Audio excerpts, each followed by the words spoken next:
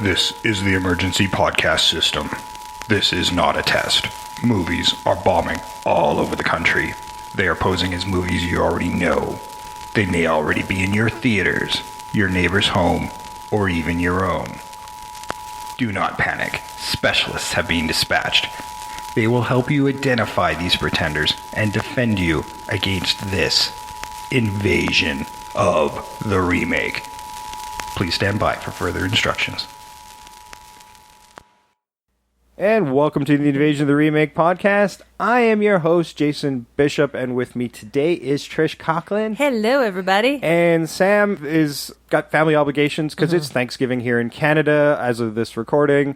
It'll be over by the time you hear it. Yes. And for you guys in the U.S., yes, we have it like a month earlier than you. Get over it. It's what happens. We're smart enough to spread out our turkey days a little further apart. Exactly. Because, by the time you're just starting to get over the sluggishness, it's Christmas and it's time for another turkey. Yeah. So we have a nice big break in between. I mean, we have a longer pumpkin pie season, which is just magical. If you like pumpkin pie. I can deal with it, but, it's not my favorite of pies. It's probably one of my least favorite pies. Okay, how about a longer stuffing season? Stuffing season's good, yeah. Because pumpkin pie's so heavy after a heavy meal that I'm like, give me like a lemon meringue or something.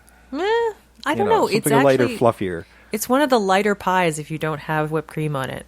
Yeah, I guess that's true. Yeah. During my eating disorder days, that was the one pie I would allow myself because it had less calories than every other pie. I don't know if I have an eating disorder per se, but I will sometimes just eat things in weird combinations just to gross people out. Mm-hmm. So I was dating this girl, and I went over to her family's for Thanksgiving, and she didn't eat her pie crust. And I'm like, well, that's one of the best things about the pie. That's the point of pie. So I just put turkey on top of it. And some gravy, and then ate it, and so they all looked at me. So how is it? Not good. No, but I kept going because I'm dedicated to a bit. Well, if she'd taken enough off, you could have gotten to a turkey pot pie area. Yeah, you probably need a bit more mashed potato and a little more savory. Yeah, I think my balance was just a wee bit off. Yes. But I kept going. I ate it. I admire your determination. Oh, yeah, I'm determined on a bit. But you're still eating it. Yep.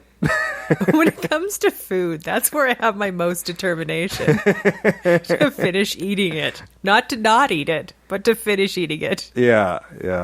And I got to tell you, my brother's girlfriend eats more... she is like retardedly thin. Like it is rail thin, but I've never seen a human being eat the kind of, she ate probably double her own body weight. It was crazy. It's insane. I still believe that there are people that have black holes in their stomachs and just give it to the rest of us. She is one of them, but yeah. They're those evil people that spread out their calories to the rest of humanity. I think there is a black hole, and it is literally, she's keeping what little sustenance she needs to stay alive and then spreading it out across the planet. Well, we need to send her to places where people are starving. Yeah. So she can at least fan that out there where it's needed. It was crazy. Like her first, she ate seconds and thirds, and each plate was literally twice as much as I ate. I'm like, that's crazy. Wow. I'm not a small guy. No. Maybe that's it. Maybe she has no other internal organs. It's just a stomach. It's just regenerating the organs. Yeah. It's just a stomach, and that just lines the inside of her body, and that's all that's there. She's just hollow. Yeah. I don't know where it goes. Science could learn from this. I think science can learn from a lot of things. They're trying to find out why thin people stay thin. I think the answer is, and what I found, most scientists come with the answer as well. Some people are just shit out of luck. Which is not the answer we wanted, but it's the answer science is going to fucking give us. Yeah, sometimes you get the shit into science. Yes. It's like, God damn it, I need at least a small black hole. That would be nice. Science is cruel and evil. Doesn't care. Breathe and put on weight. I know, right? I can do 200 kilometers, and this is still what I'm working with. Nobody can see it, so that's great. You're rail thin. So am I. Sure. I have a six-pack somewhere underneath the kegger. Yes, so do I. I have a six-pack under my 12-pack under my keg. Okay, guys. Sam's missing a fun one, but he rolled his eyes when we mentioned it anyway, so he's off the hook this week. I don't think he appreciates the greatness. Yeah, of this. I don't think so either, because Quentin Tarantino said this was a big influence on his career and learning how to blend genres. It is on multiple top 100 comedy lists, and in 2001 it was selected by the Library of Congress for preservation in the National Film Registry. Nice. And of course, we are talking about Abbott and Costello Meet Frankenstein from 1948. And any of our listeners probably under the age of 30, maybe even 40, who are going, Abbott and who? Abbott and Costello, you're going to have it's to okay. look it up. Don't worry. We're going to spend probably more time on remaking this than anything else today. And and the other half that do know it, they're going to go, hey, how do you remake that? They're dead. Yes, we know. You do realize that remakes don't have to have the same actors in it. This is the challenge. We went through this with Ghostbusters. You don't need the same actors to remake the same movie. Yeah. So we are definitely have some ideas, and we'll have to bounce some new titles off each other as well, because obviously we can't call it Abbott and Costello because it's not going to be Abbott and Costello anymore. But Abbott and Costello, Meet Frankenstein, 1948, directed by Charles Barton, who did a lot of their movies. Screenplay was by Robert Lass, John Grant, and Frederick Rinaldo. Also wrote a lot of their movies. The budget was a little over $800,000 US in 1948. Wow. 1948, and was one of the cheaper of their movies. Went on to gross $3.2 million. Yeah, which is 1948. That's really good. 4 times its budget. And out of that $800,000 budget, Abbott and Costello receives $100,000 of that. A little over $100,000 of that. Those are some well paid. Like 1948, that is well paid. Yeah, I mean, they had a long series of successful movies at that point. I think their career was kind of dipping a little bit because one of the downfall of Abbott and Costello, who came out of the vaudeville era, is they kept doing the same bits over and over again and not really wanting to learn any new ones, so it became tired after a while, especially when they hit the 50s. It was over for them once they got into the 50s. But because there was new stuff coming out. People, it's weird. There's a dichotomy. They wouldn't change. Yeah, but there's a dichotomy with it. People want to see these people doing the same thing all the time, but eventually get tired of it. Yeah. Which I've never really understood. Like, Hollywood still does that. They'll make the same actor do the same kind of role all the time, and then people are like, God, why does he do it all the time? And they're upset and tired of it.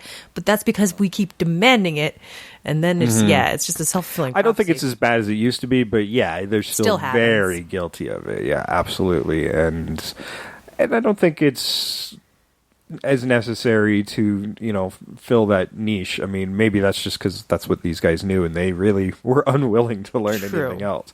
This was also kind of the last hurrah of the big three of the Universal monsters, and that's Frankenstein, the werewolf, and Dracula. Yes. And it's only the second time Bela Lugosi, actually the second and last time Bela Lugosi would play Dracula. He's so associated with that role, but he only played it twice. He played a lot of vampires, but he only played it twice. Well, Christopher Lee played Dracula how many times? Yeah, a lot. And he's still not completely associated with it. It tells you how iconic that visual of Dracula is. Yeah. Is when you think of Dracula, you do actually kind of think Bela. Yeah, and the original Dracula is 1931, so there's a long distance between that. And this is also Bela Lugosi's last studio picture as well. Yeah. So the I downward spiral happens from here. That we've all seen in Ed Wood. Yes. Yeah, if you want to see that, the Tim Burton's Ed Wood film is fabulous. Fictionalized version of Bela's life, and not too far from the truth. So. Which is when I watched some of this, I kept looking at Bela going, "Ooh, he doesn't look like he's so good right now." Yeah, I do believe it was some other people championing him for the role because the studio didn't really want him. No, he was a risk. He was a high risk. He was a high risk, yeah. So let's get into the cast. Obviously, Bud Abbott as Chick, Lou Costello as Wilbur, Lon Chaney Jr. as Lawrence Talbot. Yeah. So back as the werewolf, Bela Lugosi as Dracula, and Glenn Strange as the monster. Lenore Aubert was Sandra. Jane Randolph was Joanne. And Frank Ferguson was Mr. McDougal, really nasty dude. Charles, just totally made of money. Yeah, Charles Bradstreet was Dr. Stevens, and a nice cameo of the voice of Vincent Price as the Invincible Man. That was wonderful, and that literally is the entire cast. Yes, because back then that's kind of what they did. Yeah, I mean you'll have extras, but they didn't get credited back in '48. No, so. They just exist. They just exist. Now, out of the three big monsters, every one of them played Frankenstein at one point in their lives. Ah. Because, Lon Chaney played the character, as well as Glenn Strange played it right up until I think they retired it. And Bela Lugosi came in, I think, on the third Frankenstein film, if memory serves. I didn't do my proper research. For some reason, I didn't think he did it. But... Yeah, and actually, Glenn Strange broke an ankle during production of this film, and the last couple of scenes, when the monster tosses Sandra out the window, and when he's tossing barrels at the boat at the end, right at the end, that's actually Lon Chaney Jr. Yes, I can notice there's a slight difference to it, but you look at Lon Chaney. I thought the appliances looked better on Chaney. So he's I don't know, he's great when you put prosthetics on him. Yeah. Man, did he bring it to this one. He literally did kind of what he would normally do with that character, but just so much more over the top. Yes. He's looking off into the distance, but you don't understand. The moon. You've got to lock me in. Yes. I mean, this is a comedy, dude. It was great. He brought everything. But that's what works, is the fact that he's so sincere, while the other two are like, you're an idiot. That makes it. Yeah, and I can see why Tarantino really liked this movie as an example of blending genres, because it really does. Oh, for sure. These characters were the horror movie characters, and to put them in a comedy. And I'm sure it was scary to some kids at the time. So, not for me. I mean, by the time when I saw this as a kid, I'd grown up with Abbott and Costello, and certainly that kind of horror never did anything for me. I always found except for Dracula, I found most of those characters pretty sympathetic. So yes, and the blending of genres, I think it sort of comes to the point where when Tarantino thinks about it, if you're going to blend a genre, you don't take kind of some of the characters completely out of their area. Like Abbott and Costello are visitors in all these genres. It's sort of like you have a character that visits on your behalf. Yeah. And that's sort of where you blend things together. Yeah, and this sparked a lot of those visits, as you like to call it. I'm just grabbing my box set here. This was like the first of that kind of thing, where they met other characters from other movies. Yeah. Now, Boris Karloff cross universes. Yeah, cross universes. Absolutely. That's a good way to put it. Boris Karloff did promote for this movie, refused to watch it. I'm not sure why, but he did want to separate himself from that Frankenstein role. He only did play it twice after all, but he was so associated with it. Well, he didn't want to get typecast, but that's what happened. It did, and it didn't take much to do it. And then he was inextricably linked to horror after that. He did, however, appear in a couple more after this. He did Abbott and Costello Meet the Killer, which was Boris Karloff, in 1949, and I do believe he was also in the Mummy one as well, where Abbott and Costello Meet the Mummy. There was also Abbott and Costello Meet Dr. Jekyll and Mr. Hyde, and Abbott and Costello Meet the Invisible Man. They even go to Mars at one point. I know. Abbott and Costello went a lot of places. Yeah. So, I was holding my box set of Abbott and Costello movies. You could tell I'm a big Abbott and Costello fan. Yeah. Well, I remember watching the cartoon, which is very different. I think one of them had passed, but I think Abbott was still around, so I think it was his voice on the cartoon, but Lou had already passed away at that point. Yeah. But I totally remember watching the cartoon as well. So good. Yeah, I watched a lot. They had the fairly early in the morning, they'd have their TV show on, and you'd see all these vaudeville skits that they'd put in their movies, and even I got a little tired of the show because I'm like, I saw that in that movie, and I saw that in that movie. But that was where the last creature, the creature from the Black Lagoon, appeared on the TV show. Nice. And that was the only one they never got to do, so they did it on the TV show. Nice. Yeah. I like that. Yeah. Yeah. Now, no, Abbott and Costello, look them up. They were very key for like a lot of places. Like they remind you, comedy duos. When you think of comedy duos, Abbott and Costello, most people, that's the first one they think of. Yeah. And it's usually one tall, tightly wound guy and one shorter, schlubby, funny guy. Well, Laurel and Hardy predate them, Yeah. don't they? They might predate them by a bit. And Yeah. then there's Mutt and Jeff, which were around the Right. same time. But, I mean, these guys were more of the filmic world one. Laurel and Hardy were like the very, very beginning, more silent films, Yeah, I actually. think they came out of the silent film and then got into just the beginning of the talkies, but that's where they kind of faded out. Yeah, like a lot of people who were in silent film. Yeah, because, you're entertained by them and then they talk and you're like, ooh. Yes. And then, there's the Three Stooges, of course, were big at the time as well. Yeah. Now, it's, a trio, but still. Yeah, slightly different dynamic. You had sort of it's different when it's just the two. Yeah. Just about how that has to go together. Like when I think of comedy duos, I always think of Wayne and Schuster. Oh, and then there's the Marx Brothers were big at the time as well. Yeah. But again, that was three. Three. Yeah. Yeah, Wayne and Schuster, yeah. The Honeymooners, Smothers Brothers. and the Smothers So, Brothers. yeah, duos, that was 70s into the 80s. So Wayne and Schuster. Wayne and Schuster. And we just else? don't see a lot of that anymore. Well, Key and Peele. Key and Peele, they still tend to do that in Britain more than North America these Yeah. days. You don't see a lot of comedy duos anymore. Yeah, I think you do, but it's more like in TV shows or as part of an ensemble is where Yeah. they'll hide them. Yeah, I guess, yeah. Like, I mean, you'd have, if you think about Friends, I was watching a couple old episodes of Friends, and there are, a couple of comedy duos in there. Oh, yeah? Where you have, Phoebe and Joey, you put them together, there's this comedic thing that happens between the two of them. That's very different. I guess, yeah. Chandler and Joey, another comedic duo. It's just Yeah. when they would, kind of, a comedy duo, they would mix and match them. Mm-hmm. Which is kind of, I think, what they do now with Oh, I ensembles. forgot Burns and Allen. Yes. Also wonderful. Say goodnight, Gracie. Goodnight, Gracie. Yeah, those are great. Oh, I remember that. Yeah, great stuff. So, I mean, anybody who listens to this show, Trish is always giving me the gears. You don't like comedy. I like old comedy. Old comedy. Very specific old comedy. I like storytelling comedy. I don't like I could appreciate the dirty kind of comedy that people seem to like more of these days. But British I'm really comedy. into it's a little bit harder. I like like that darker, physical, blacker comedy, really, too. I like yeah. I kind of like the dark humor kind of stuff, and I like kind of the vaudeville. Obviously, I like the vaudeville kind of physical comedy as well. Yes. Yeah, I like bits and puns.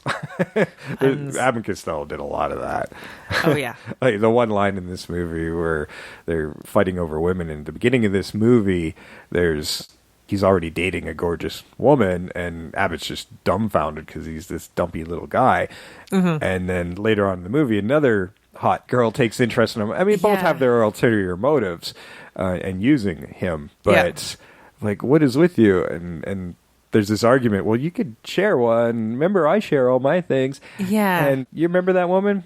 And how did that bit go? Oh, there's The one with the teeth? Oh, you saw that tooth. Yeah. She had so much bridge work, I had to pay toll.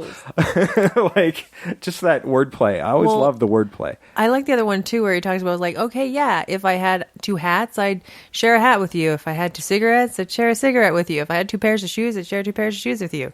But I have 2 women now, so put on those shoes, put on that hat, and smoke that cigarette and get out of here. See, and it's just the way they delivered the lines. It's the building of the joke. Yeah. It was just quite genius. I'm like, I'm certainly no comedian, but I'm sure you kind of see those pieces come together a little bit better than I do. There's a lot more cleverness to it. And I think with this movie as well, there's other bits where we can build on what was there before, but I think you can also approach it from a little, kind of a different, a more clever way. Yeah.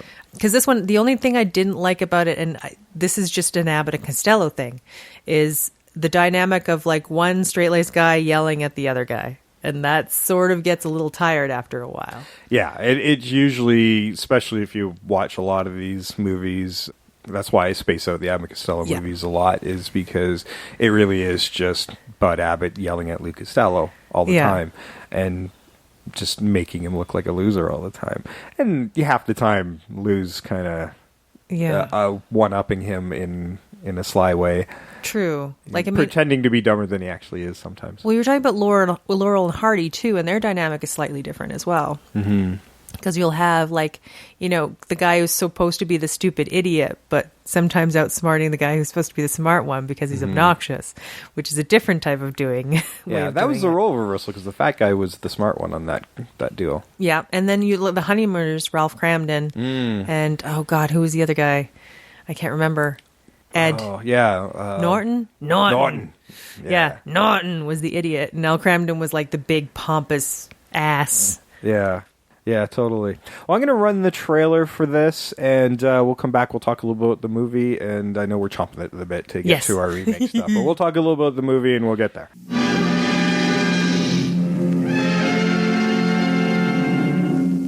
Count Dracula sleeps in this coffin, but rises every night at sunset.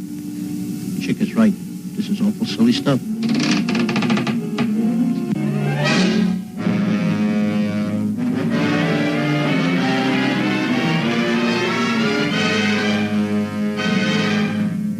Take it all out. No! Look out, Chick! Come here! Savannah, come here! Wait a minute. The nation's top comics, Abbott and Costello. Petrified, but hilariously. Plus the dangerous and terrifying Wolfman, played by Lon Chaney. Plus that fiend out of a nightmare, the vampire Batman, Count Dracula, played by Bela Lugosi. Plus the most dreaded creature of them all, the Frankenstein Monster, played by Glenn Strange. Plus a couple of luscious but designing females in the spookiest laugh fest on record.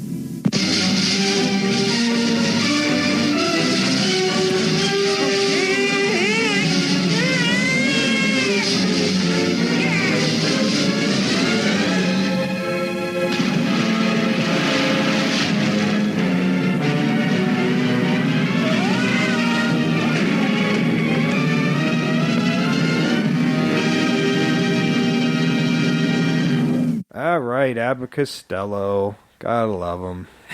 I like those old trailers, too, with the big bands and The da-da, like the dramatic, like kind of, what do you call them? The stings. Yeah, totally.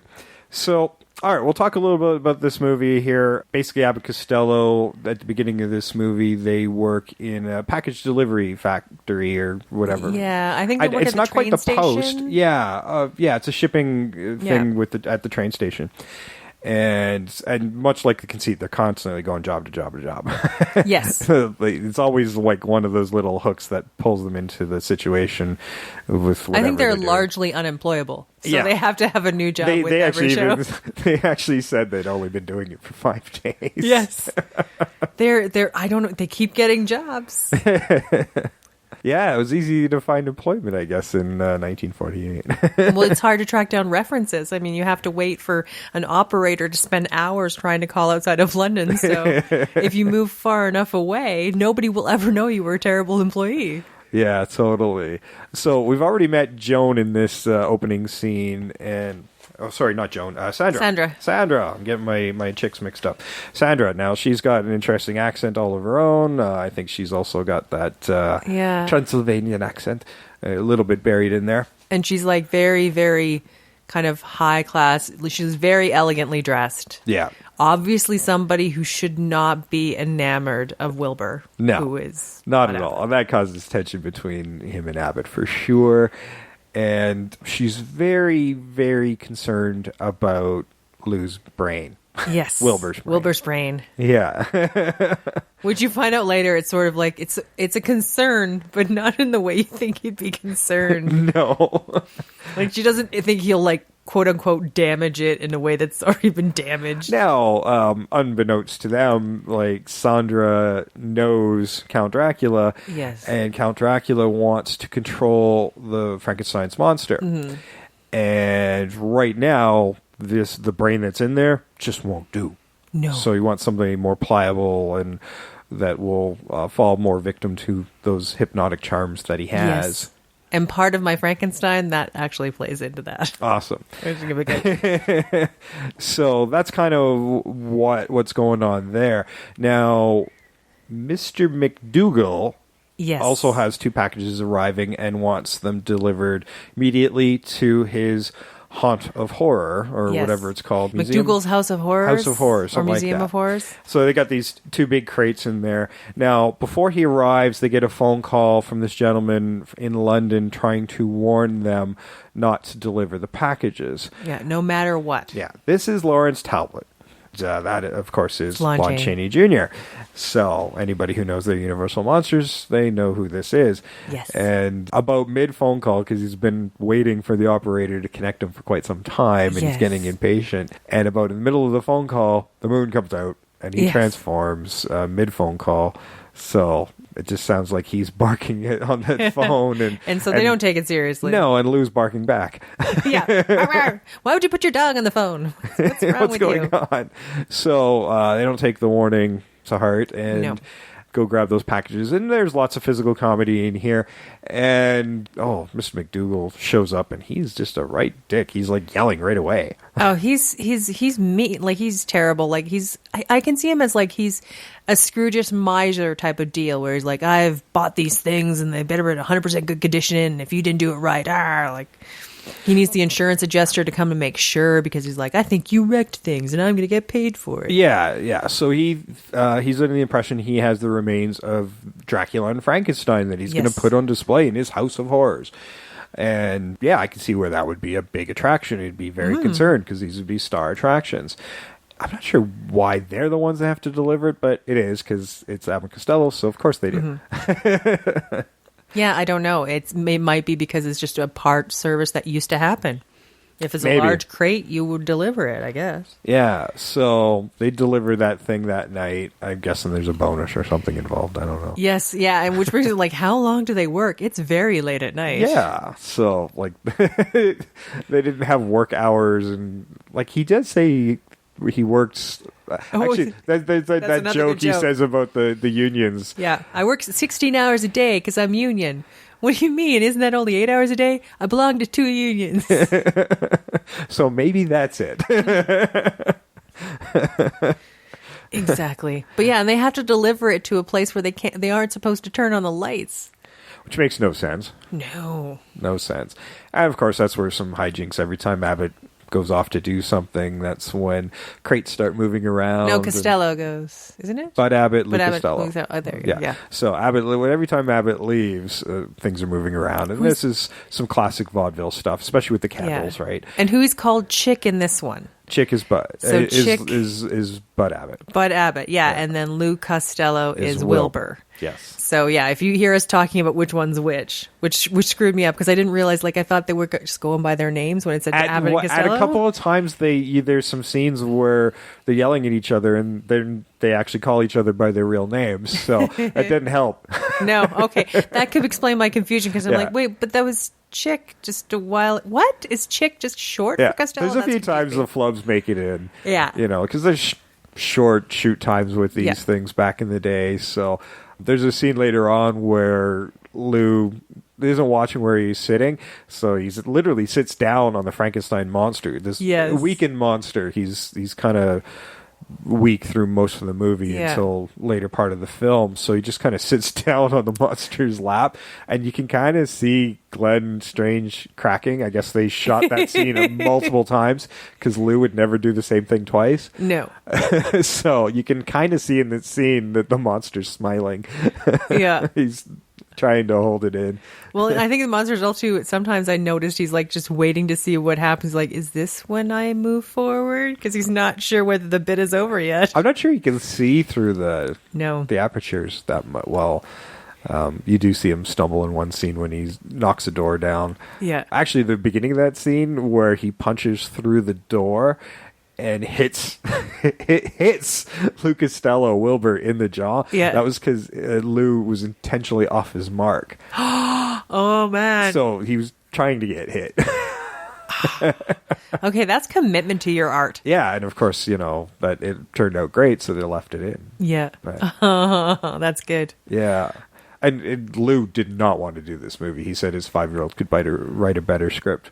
The $50,000 advance payment helped, Yes, oh, of course. I guess he warmed up to it. And it's their biggest success. In the long run, I think it was their hugest movie. So Yeah, sometimes you can't really tell whether it's really going to land. You might think, oh, this is a terrible script, but sometimes the craziest stuff people love. You just never know. yeah. I'd have to look. Is this like the first time like they did genre blending like this? I think first time they did. Definitely them. I'm not sure. Can you think of anything prior to this? Not really. Like, but this is the I don't Maybe think in the there's silent era there'd be something kind of there, but I can't think of anything. No, I think they were mostly like they would have their own movies because it was more profitable to keep them as separate movies, right? Yeah. You put all your properties in one movie, you're not making as much money as you could if you had 3 separate movies. Yeah. So, I mean, horror genre tends to come and go like the winds sometimes. So, even now, yeah, if you're not using your Universal monsters, and like this is kind of one last hurrah, and it certainly helped the latter part of Abbott Costello's career. So, well, you talk about Universal monsters and like how things come and go. These are kind of representative of the 3 genres that keep rotating around.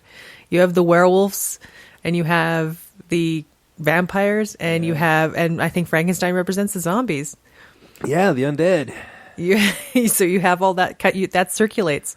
So like maybe that could be why like these 3 ones started it, and they would have big moments, and then the other guys would come. Yeah, that's a totally circular thing. Yeah, I never even thought about it. Yeah. So so imagine mashing all these genres together. Yeah. That would be just insane at the time. Yeah. So in this museum, there's a lot of back and forth, and at one point, Dracula hypnotizes Lou just so he can get the monster out with his coffin as well.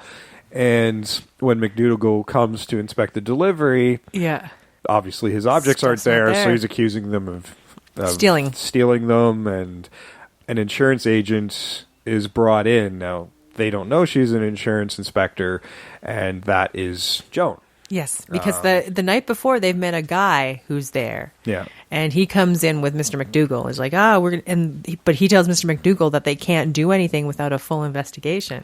Yeah. And then the next day they bring in their investigator. Yeah, and Joan is the investigator, and she figures the best way in is through Lou, and so now he's got 2 gorgeous women vying for his affections. Mm-hmm. And just this woman, and so Joan comes into the picture. She bails him out of jail. Yes. Which is a whole confusing thing for them because they think Sandra's done it. Yeah. So she comes over saying, oh, do you believe in love at first sight? Oh, when I first saw this little man, I just fell in love. And then, of course, there's Bud Abbott chick. He's just like, I don't get it. Can I have one of them? Yeah.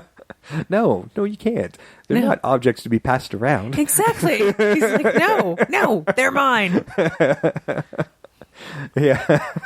And it often doesn't go that way in the earlier movies, so does kind of play to some of the stuff that goes on earlier, even though, they're completely different movies. It's usually kind of winds up where Abbott does get the tables turned on him a little bit. Yeah. Yeah. So I always kind of enjoyed that, but at the same time, there's little things that stick out that are part of the era where they're like, women aren't objects. True. But at the same time, these are fairly powerful women because they're just manipulating people around them. Oh, completely. And they're very strong characters. They're not the shrinking violets either. No. They run a lot of the action. Oh, yeah. Until a certain point. Yeah. One's the femme fatale and one's more the heroine, although she falls in love pretty quickly. I know, right? That's the fun thing about these old movies is just things just kind of happen. They one look and they get that lovelorn thing and they're like, oh, for God's sakes. I know. I wish reality went that. Met them. Yeah, that's right. I'm like, you guys are ready to get married, aren't you? The only thing I can think of, every time I see that, I just keep telling myself, well, people died earlier then. Maybe that was it. You didn't have time to spare. No. I know it wasn't they didn't die in their 40s, but that's all I could think of. Oh, man, I did not understand this. Like, you got Sandra working for Dr. Stevens, and that's where she's going to perform the operation. No, she's working with Dr. Stevens. Yeah. She's with Dracula, who's as Dr. Loga? You know what? I can't remember. He's posing as another doctor. He's posing as another doctor that Yeah. she's working with, but she's the lead on this. And these labs are in this huge, elaborate castle, very much like Castle. It really just does look like the set from Dracula. Which honestly, big stairs. They say Dr. Stevens is asking lots of questions. I'm like, he's in a castle in a tiny island in the middle of nowhere. Of course, he's asking questions. If he isn't, you have gotten the dumbest scientist to come out to do your shit. Yeah, no kidding, right? Like, honestly. No, some of that. Actually, you know what? I realized this is Abbott Costello meet Frankenstein, but there's nobody actually called Frankenstein in the movie. No. I kind of just interpreted it that it was his old castle. Yeah. That's what I initially thought. Yeah, well, that could certainly play into our remake. Yeah. Yeah, Because they have the equipment there. Yeah, they do have the equipment there. Now, she's there. She's been studying Victor Frankenstein's notes so she could perform the operation to do the brain transplant. Yeah. And she's playing Dracula a little bit, too. Like, if the heat... She sometimes backs off because there's a little too much heat on the situation and thinks the timing's not there and Dracula's impatient. Well, they hint at she's got a whole past where he's like, I know I can get a wanted woman to do whatever I want. Like, she's done something. Something's gone on in her past. Yeah, she seems to believe she's got just as strong a will as Dracula, and that his hypnotism wasn't going to work, and probably wouldn't. So when she kind of gets a little snotty with him, he just bites her. Yes. And so let's vamp her out. That's the one thing we never really got to see is her become a vampire. No, it was very immediate. Yeah, I would like a little bit more of that in our remake. Or something, or it happening earlier, I think, somehow. So there is this big Halloween party happening on this island. And Lou's going to take both women. Yeah. But he's lying about his intentions with both of them. Yeah, so he's constantly... He does it masterfully. Because it's a Three's Company level deal. Yeah, so he's got Chick with him, and Joan. He's already picked up Joan, and they're going to this castle to pick up Sandra. Yes. So he's telling that. Oh, he's telling Joan they're totally going together. Yeah, he's telling Joan that they're going together, and then when he's with Sandra, he tells Sandra that Joan is with Chick, and at one point the two girls are actually in the same room together getting ready and doing makeup, and nothing happens. They just use that as a chance for Joan to find the Frankenstein notes. Mm-hmm. And for Sandra to find the card saying that Joan is an investigator, which her business cards have her photo on them. That is my only problem. That's a lot of security, actually. Mm-hmm. This is an actual insurance investigator. Does she match her photo? Okay. Yeah, so, they're kind of onto each other at that point, but they don't know about that they're both playing the same angle yet. Yeah, no, that's the weird part. I know. They're supposed to be the smartest women, but they can't figure out that little bit. Yeah, not that that's as important as the other parts, but true. That could have, it seemed like a missed moment of comedy. Oh, true. Completely true. But yeah, then they, at some point too, they're about to leave. Yeah. And at which point, Dracula, as the doctor, tells the other guy who's there working, Dr. Stevens, Dr. Stevens, "Oh, go out with them, have a good time. Oh, we'll come along after you with Wilbur." Yeah, and that's when she gets cold feet. Yeah, that's when Sandra gets cold feet as they leave. She says she has a headache or something. And, splitting headache just came on very suddenly. Yeah, Dracula's like, "Yo, what's up?" Yeah, we had a deal. That was my best Dracula impression. Hey, yo, what's up? Hey, yo, what's up? Sounded like a Hungarian, It's a different type of Dracula. Hey, yo, what's up? Hey, yo, what's up? It's not a direct quote now. I just want to know what you're doing here, you crazy American doctor kids. Yes. What the hell? I was trying to do somebody doing very bad, some sort of Eastern European accent. Yeah, you do sound like you're more Russian. So you're getting in the right region. I'm anyway. Transylvanian. I'm like Transylvanian by like totally the valley. You know what I mean, dude?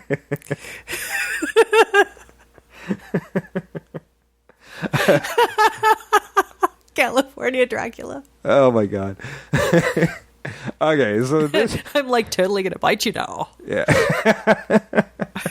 At this point, the gang makes it to Yeah. the island. There's a little bit of meeting people, and of course, McDougal's there as well. Yes. Dressed as the devil. Yeah, dressed as the devil, which is appropriate. Yes. Yes. He kind of has a very devilish look, so. Yeah. And then, but then there's like that other bit of visual comedy where there's a guy dressed as a knight. And they're looking for a witness to witness the assault. McDougal's assaulting Wilbur. Yeah. And Abbott's like, I'm a witness. Chick's like, well, we got a witness.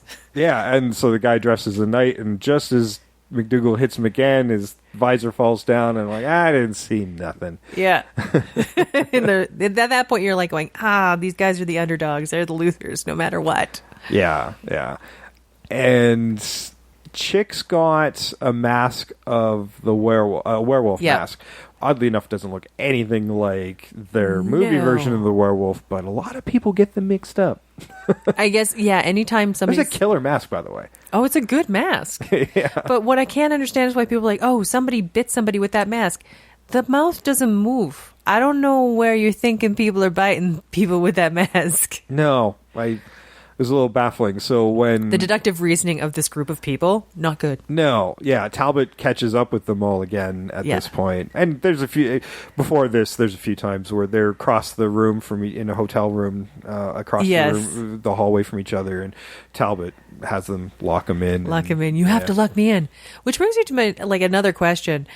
How many full moons usually happen? It's usually one night a month, right? Well, he also had traveled from Europe, so that moon got full awfully quick. I don't know how long the travel was exactly, but I'm assuming a little time passed before he caught up Yeah, with but then everybody. there's like a third time that it happens. I know, the full moons are like all the time. Yeah. This is a constant full moon I place. think it's just the moon at this point. I think it could be any. I think the new moon is the only time where he doesn't transform. Yeah. Which would suck as a werewolf. Yeah, it's like every night he's fucking transformed. Every night except one night. Yeah. Ugh. No, poor Talbot. I know, that would be terrible. Now, if you're watching this movie's kind of out of continuity because Yeah. the last appearance he actually got cured, and so if it's in continuity somewhere along the way he got bit by a werewolf again, which Yes. must suck. I know.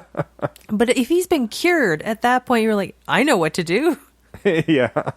So again, he turns into a werewolf during the evening of that party. Yeah. And now McDougal's attacked. Yes.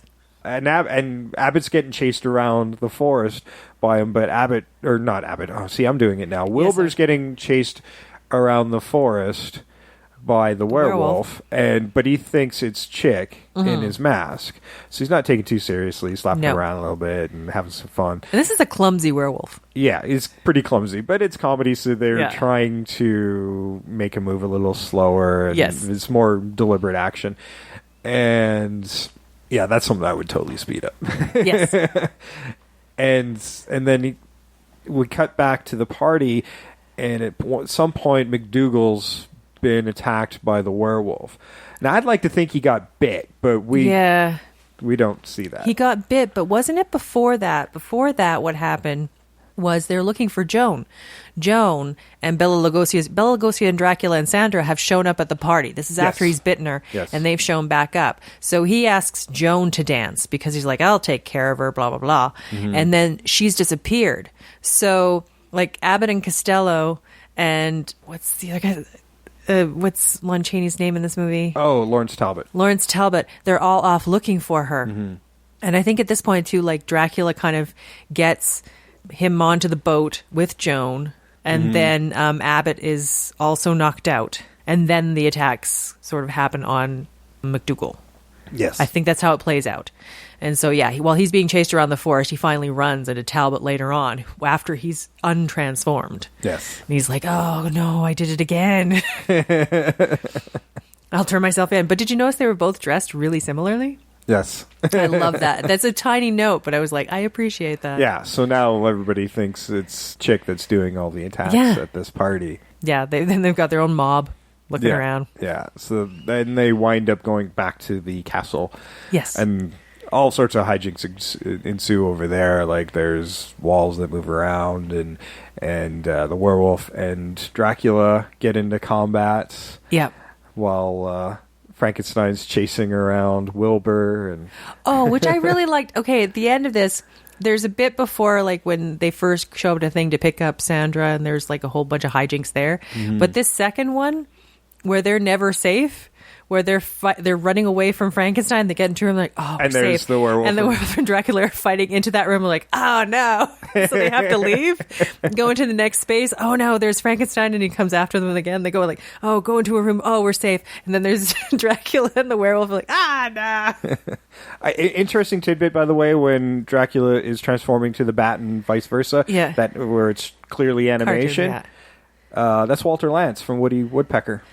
Nice. Yeah, I just read that earlier today. I'd never known that before, and a very, very famous animator. So cool. I like my animation history as well. That makes sense. Yeah, so that was kind of cool. I kind of like that effect, even though it's clearly very dated, but for the time. Yeah, I mean, there's no computer morphing or anything else. It probably looked pretty cool back then. Oh, and yeah. They still blended it pretty decently. Once you get to the bat, it's really good. Yeah. And the bat itself, I still enjoy. I've seen some really trashy looking make-believe puppet bats. Yeah. That one was fairly decent. Yeah, no, they did a pretty good job with what they had at the time. Mm. Yeah. Yeah, absolutely. I mean, it totally looks fake by today's standards, but I mean, in 1948 it didn't look too bad. But there is a point, too, sometimes, like, because it's got real heft to it, there's something nice about that. Like, today they put it in, like, 3D animation, and it might look okay, but it looks a little too lightweight. Yeah. It might look even more fake than the other fake. Yeah, I mean, it's clearly a bat on some strings as a puppet, but yeah, it does. It looks like it's got some weight to it, and especially when it's flapping and looking at the window. Like, if it'll attack you, it's going to hit you, and you're going to feel it. Yeah, yeah.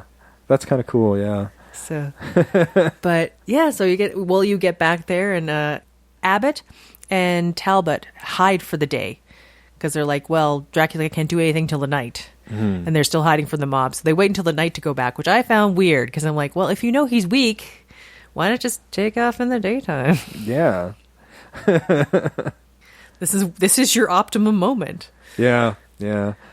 There's a few weird sequences in there, but it is what it is. It's mainly chase sequences at this point in the film, and the Scooby version into a door, out of another door, somebody out of another door. And at one point, Sandra catches up with Wilbur and gets him on the table.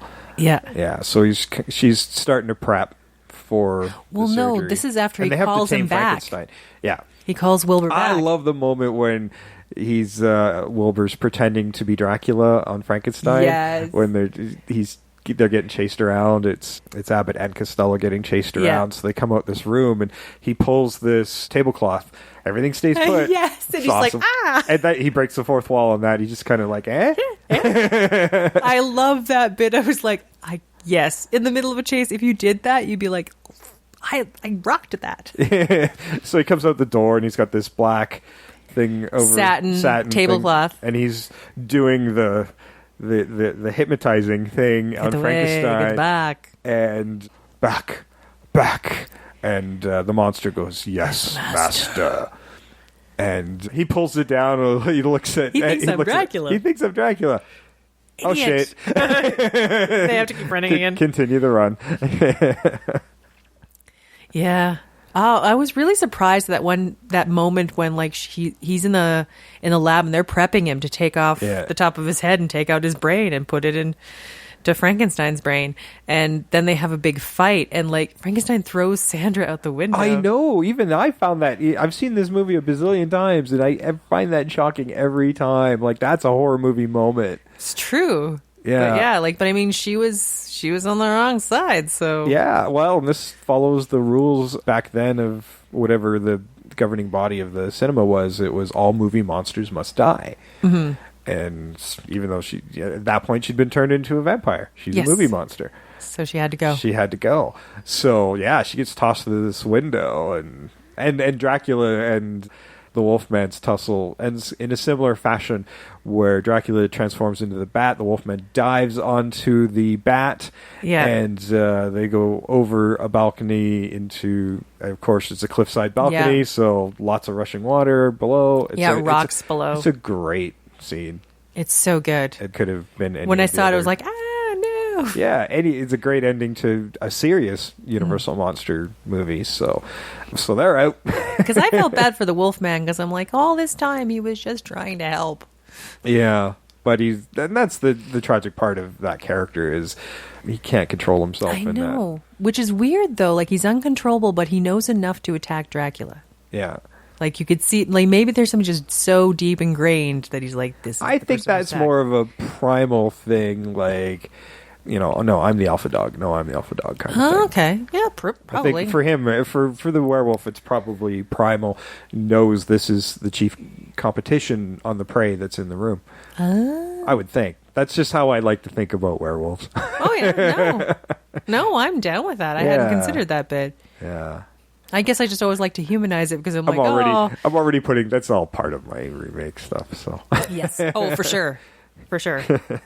Yeah, so then they die, and then it's finally it's just a monster. Yeah, it's this monster kind of chases them back to everybody's kind of left on the island with the monster, but Bud, Abbott, Lou Costello get into this boat, and it's getting they're still tied to the dock. They're still tied to the dock while the Frankenstein monster's tossing barrels at him like he's Donkey Kong. Yeah. So Dr. Stevens and Joan get some fuel and throw it on the. Yes, because Frankenstein monster dies by Doc. fire a lot. Yeah, that's kind of that's the go-to. That's the go-to, yeah.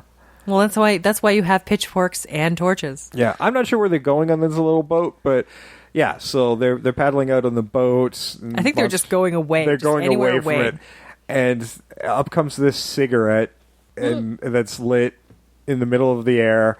Yes. He's like, "Hello, gentlemen." Really well done. Yeah, it looked great. And how are you, gentlemen? Oh. I'd like to introduce myself. I'm the Invisible Man, and of course, it's the voice of Vincent Price. But you missed the lead up to that, where they're talking about like, okay, so Frankenstein's gone, Dracula's gone, the Wolfman's gone, there's nobody left to scare us. And that's when the Invisible Man is like, oh, hello, gents. I'm the Invisible Man. Yeah, and that was a great thing to roll credits on. I wish Vincent loved Price it. had been in the Invisible Man episode. That would have been movie, so good. But, I think he was in the second Invisible Man movie. Yeah. But I would have liked it to have been the Abbott Costello one. But- Once I hear his voice, I love his voice. Because I'm just like, a lot of these guys, like him and Boris Karloff, had great horror voices. Just great. oh, yeah, so good. Okay, remake time. Yeah. Now, part of this challenge and why I did this is I wanted to focus on, well, if you're going to modernize this and recast this, what would be a good comedy duo to do this with? And, Yes. what would you change? I think the central conceit's fairly solid. I would change a little bit of the situation. I would either Yeah. bring the events to either Castle Dracula or Castle Frankenstein. Yes. And McDougal's, I think I would think of this more of a haunted house for Halloween kind of thing. Like, this is the ultimate destination for horror fans. We'll do this like one night a year kind of thing, and it's Yeah. it is like the be all and end all of haunted attractions. Yes. So I would make McDougal, that character, a bit of more of a showman type guy. He's putting on this event, and these are his attractions, and he likes legitimacy. So now that's how you kind of bring some of this in, like your bones of Dracula and what could be, may or may not be, the remains of Frankenstein. Who knows? See, I think I could still stick him as a museum, but I would very much change his character. Like where you like the legitimacy angle, that's sort of where he is. Like he views this as a real museum, and he doesn't like people mocking him for having these Yeah. attractions. He's like, no, I've got the real things that are real. Like, I want him to be sort of a believer in that sense, not looking strictly for money, but actually believes in everything that's happening. Well, here. I could do that. I like the attraction bit because it gives him a little bit more to do, and True. he's such a mean bastard. Oh, he's terrible. So you kind of want to see him get it, and that's the one thing I was disappointed with. Like, he's saying he was attacked. We don't know if he was bit or just clawed at, but I would have actually liked to have seen him gotten bit, and that could be part of your climax. Is now you have two werewolves to deal with, right? Well, yeah, I like it, but I don't think you have to be injured by a werewolf. I don't know if it has to be strictly a bite, does it? Well, I think maybe if you're going by the universal monster rules, I think it's a bite. But Okay. we've seen we can change the rules, obviously, because those true. did change in things like American Werewolf in London and things like that. So it did become scratches and things like that as well. So Yeah. Which makes it more dangerous to tangle with a werewolf, which I kind of like the idea. yeah, I would maybe bring that in just to add some more action into that climax as well, because I want to see McDougal get it. True. Or you could have McDougal just at the very end where they don't know how bad the attack is or who has attacked him. Yeah, and also I would cede my Invisible Man bit a little bit. He would never be there, but you'd see maybe mysterious footsteps from time to time within the scenes of the movie just to kind of set that up, because I want it to end just the same way. Oh, me too. But I kind of want to have him as maybe a little bit of a manipulator of events. Oh, that would be cool, yeah. I want him to put stuff in place where they might need it at a certain time. Yeah. Like, they'll look over and there's like no gun with a silver bullet, and then they'll look over again and there it is, and they're like, ah. That would be cool. Yeah. Because then you can play up a little bit of a ghost angle with your characters. They think it's a ghost. Yeah. But it's not. It's just the Invisible Man. Helping hand. Yeah. Yeah. I like that, where he's just out to manipulate. He feels safe because nobody can see him or whatever. Exactly. He's like, as long as he stays quiet, nothing going to happen to him. Yeah. Yeah. Although I might want to have the werewolf actually smell him. Oh, yeah. He'd see something open up and then he's hiding in there. Yeah, he's Yeah. the only one who can. The werewolf was might just be attacking something. They're like, why is he attacking? Yeah, because I don't want him to. Because I don't want that character to die. But then again, you could make him more of an active participant in the movie as well. Oh, for sure. So, in which case you could. I would love it if there was just this pool of blood forming out of nowhere. Yes. Oh my, invisible werewolf. Yeah. Oh. Ooh. Ooh. Because that's what would happen to him, right? Yeah. Unless he totally got destroyed, but True. if he got, But then you miss that end part. Well, yeah, I kind of want to He keep dies. that and set that up for something else down the Yeah. road, because that would be cool. I'd rather set it up for like a possible sequel. True, and I want the Invisible Man to be like in the sequel. Maybe he's like their buddy.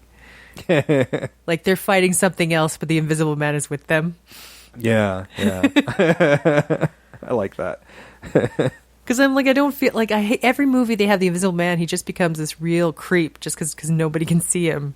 Well, apparently, I mean, part of that lore is that the formula is driving him insane, True, right? but yeah, I don't know. I kind of want him to be more well-adjusted, Invisible Man. I'd like to think this was an Invisible Man who's been like this for a while. Yeah, so he's come to terms with it. He's fine. He's cool. It's fine. He's got his Exactly. rapping. That's good. He knows what to do now. Yeah. It's not that Hollow Man scenario, which I freaking hate. It's modern day now. We've got modern therapy. It's good. Exactly. Yeah, he They got goes him to on see a some pills. therapist. Yeah, the therapist is like, okay, you can't see yourself, but you know who you are, right? I feel like people don't see me. I feel like they don't see me. They don't It's see the real me. I don't see it all, dude. but who I am inside, I'm like going, no, but I mean, you don't see what the insides of other people are normally. So you're no different than anybody else, Mr. Invisible Man. Congratulations. I like it. Yeah, definitely got to keep him. All right, well, I guess the big part is, what's your cast look like? Like, who is going to replace Abbott Costello for you? I had two options, which Let's hear 'em both. We did discuss.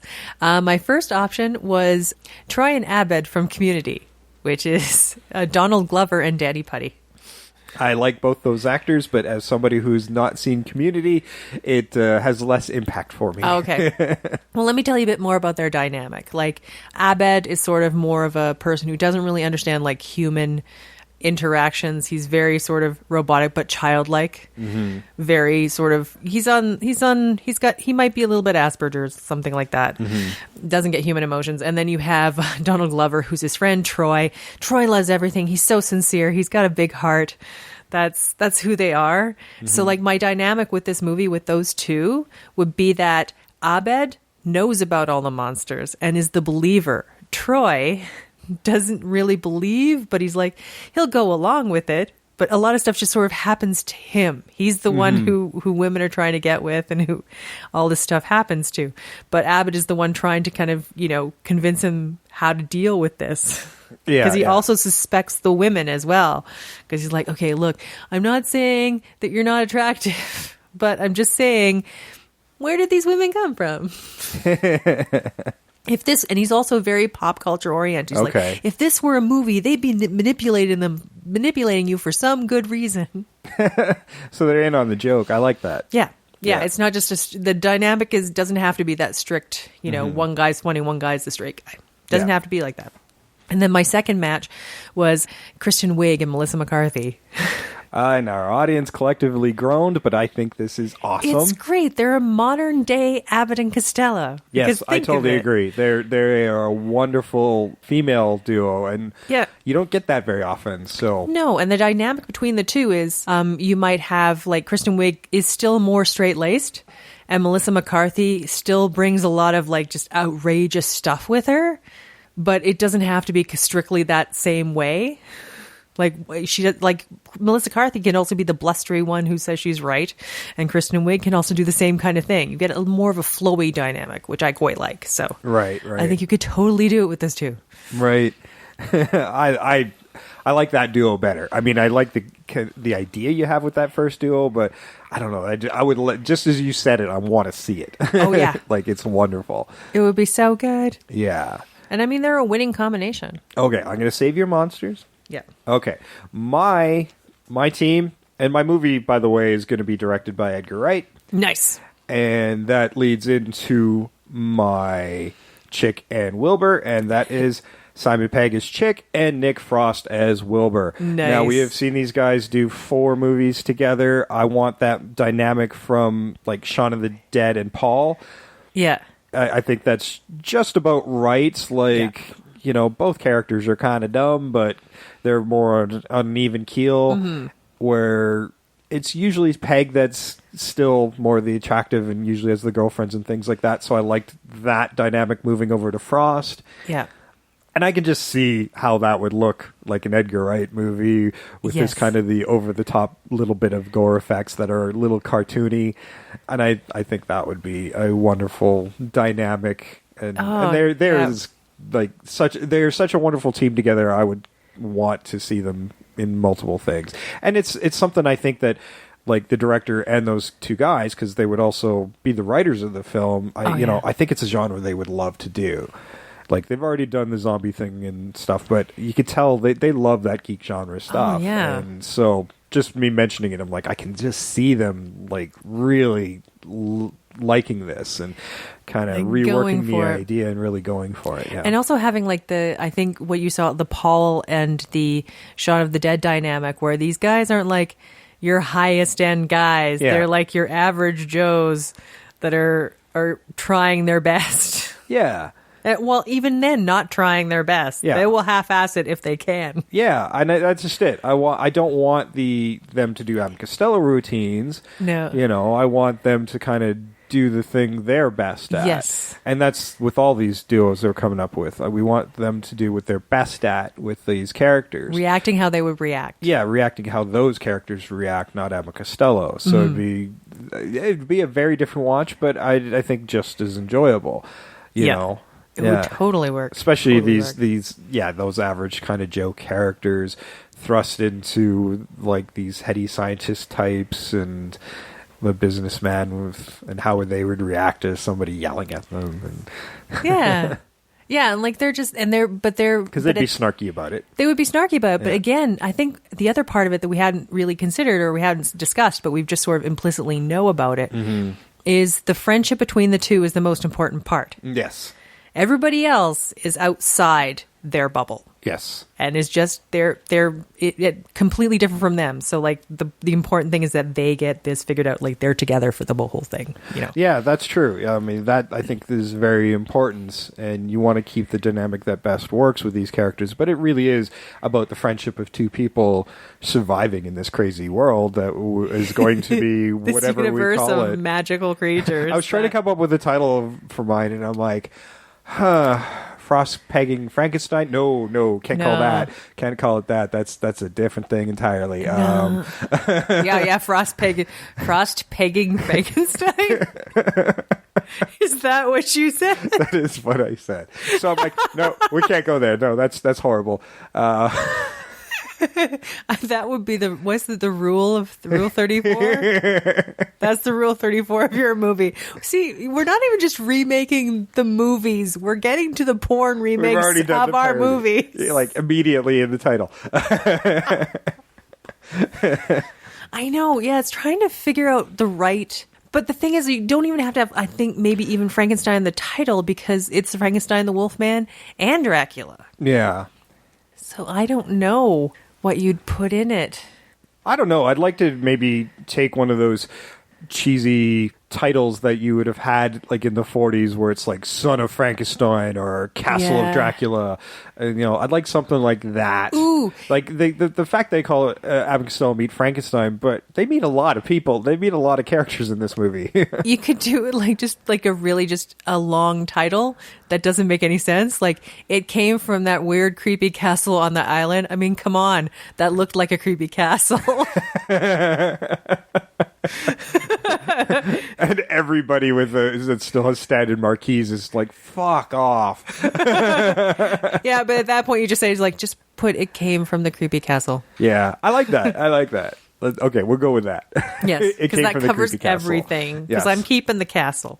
The weird castle just on a rock in an island. Like locations are kind of still work. The delivery thing I don't think works as well. That's why I kind of wanted to change the museum bit to like more of that horror destination thing. And you could actually maybe have these guys working for McDougal's, just a shitty employer. Oh, yes. Yeah, you could do that. Yeah. You just take out that whole other sequence. Yeah, you don't really need the package delivery sequence. You could still have the delivery happening to them. True. You could still even have the warning from Talbot, but he's saying don't receive the shipment, deny the shipment, or whatever, and you will be receiving the shipment. Please don't receive it. And it's not like he has to wait for operators at that point because it's modern day. Mm-hmm. Yeah, exactly. What was that weird text? And Sandra can just come by. Like, there's nothing tying her with going to a delivery place. No, she could just be like, could pretend, be like, I really love this stuff. Like, I really like the monsters. With Sandra, the relationship was already established at the beginning of the movie. Yeah. Which is, I'm also fine with. And she kind of gets to her motivations fairly quickly when she's overprotective of Wilbur's head. So just the fact that it's already there, I'm like, well, that moves things along. I'm fine with that. We're in progress. Exactly. Yeah. And it cuts down on your locations, too. Yeah, and you can have that happen in the dialogues. So, I mean, it's horror and comedy. You kind of want that low budget because, let's face it, they don't get very big budgets. So you want to keep your budget down a bit and keep your effects practical still as much as you can. But I'm saying this also explains them being there so late at night opening those crates. Yeah. Because they work there. Yeah, so we've solved a problem. Nice. Yes. All right. Although now we could still have the insurance adjuster in there too. Yeah. Oh, you can. Yeah. You can have them there because you can have McDougal blaming the employees still. You could have it where they have open it up and stuff has happened and they're like, oh my God, like boss, like he's telling them that they're real. Mm-hmm. But he comes down there like, they're gone? What happened to them, you guys? Like he's really mad. Yeah. And so he calls, instead of insurance adjuster, like the cops. Yeah. And she's just a plain investigator is what Joan is. That could be too, yeah. That could totally be too. He's like, somebody's stolen from me. We have to call the cops. I mean, if you wanted to keep it as an insurance person, you could also have McDougal, like, you got to get these back or you guys are done. Like, you're going to jail and you're out of a job kind of thing, which keeps them in the loop. Yes. Yeah. Yeah. So we could go either way Either or. with that. Yeah, absolutely. But you can still have that fun bit where they realize there's stuff in there. Yeah. Absolutely. You can still have that fun bit of them escaping from the deliveries or whatever. I think if you're having it, the at least the fun part with if you do it at Castle Frankenstein or Castle Dracula is one can already be there. Mm-hmm. So because it does feel like really forced if they're both being delivered, you can already have one kind of there. You could have Dracula's just going there. Yeah. Dracula goes straight to the castle. Yeah. The Frankenstein's monster is something he's trying to get possession of. Yes. So that's why there's going to be an altercation at the place of horrors. His plan is still to have this immortal lackey that he can control. So it's still let's take the average dumbfounded guy that I can manipulate and control, because currently this more savage beast one he can't. So that conceit still works, but should we get into my conceit about it? Yes. Is that I have a more classical Frankenstein. Okay. Where the beast is actually quite intelligent. Okay. And what Dracula doesn't like about it is he's less easy to control. Yes. Yeah, I would like to go to a little closer to the Frankenstein from the books rather than the Frankenstein in the movies. Yeah. And so the reason he is the way he is now is he's just weak. Yes. But he's weak because he hasn't had enough electricity. But once he gets to full power, he's still very intelligent, and then Dracula cannot control him anymore. Yeah, he's susceptible right now because he's weak, but he's not very useful as being weak. Yeah, but once he gets to full power, he's definitely not susceptible to Dracula because he's too intelligent. Yeah. But I also want to keep the one little bit. Yeah, because you got to figure the events of the book have happened, and he's been around a long time, so he's acclimated to society, he knows how to avoid humanity, and he's very intelligent, and we already know he's not above revenge, so he could.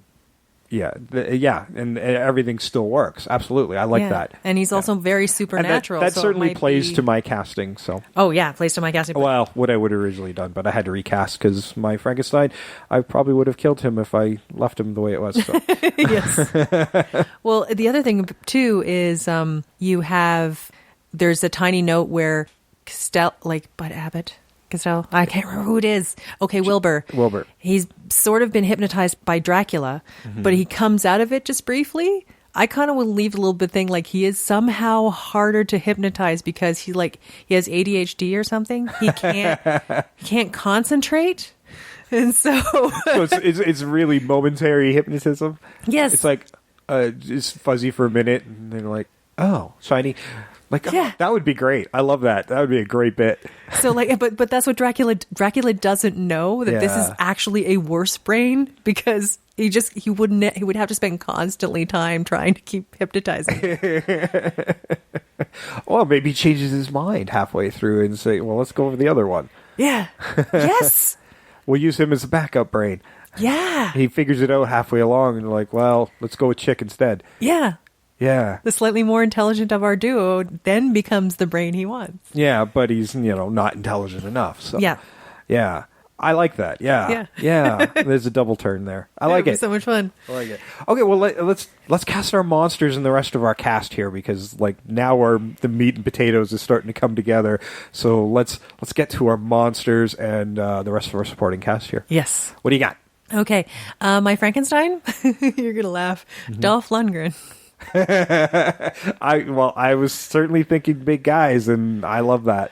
He's got that. I think he would look good under that makeup. I really do, because he's already got an interesting bone structure. He's got a good bone structure, and it would be just that thing you could add a bit more. You always look at these guys who play that role. They always have very interesting faces, and I'm not going to say ugly, but not handsome either. They're very blockish kind of faces that tend to play these roles. So for the monster, so that's great. I love that. Okay, and my werewolf is going to be, and I didn't write this down because I had it in my head.